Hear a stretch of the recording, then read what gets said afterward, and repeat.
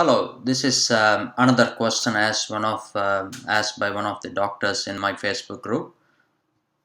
So, could you please explain lumbar spine radiculopathy versus plantar fasciitis in a simplified manner, please? Thank you. Okay, so I would like to explain about the lumbar spine radiculopathy because I think that is the difficult one. Plantar fasciitis is an easy one.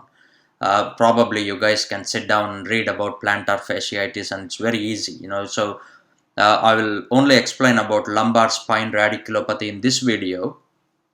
Apart from windlass and SLR, anything else on sensory examination? So that's what the doctor asked.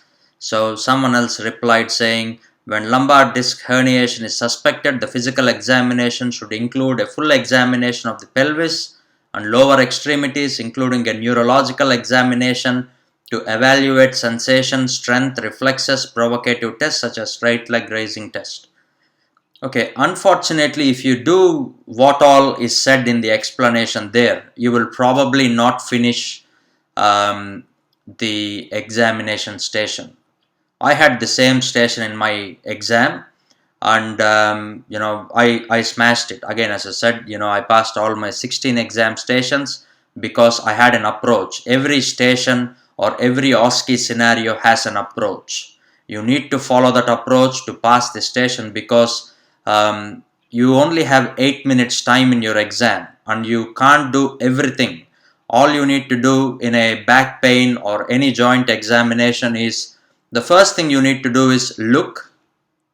We all know that in medical schools we were taught about look, feel, move, so which is look first, see if there are any surgical scars, deformities, sinuses, redness, or any wasting or anything like that. That's the first thing you need to do.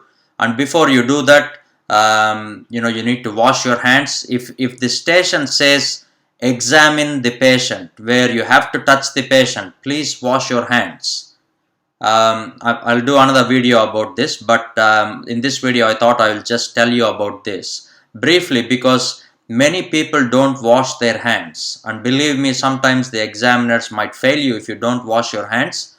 So if you're touching the patient, make sure you wash your hands. I know it's 30 seconds gone, but still, what I usually do is I'll quickly wash my hands, just take the paper towel, and finish it off, and I will ask the patient to take off his shirt or pant depending on what examination it is. If it's a lumbar disc examination or back pain examination, first thing I will do is I will look for the region to see if there are any surgical scars, deformities, or any scoliosis or kyphosis or anything like that. First look, then feel. Feel the spine to check from the cervical spine till the sacral region, because you don't examine the lumbar region only. You need to check the entire spine.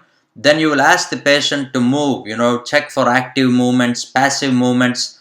Then what I usually do is I will do a screening test where I will ask the patient to actually squat.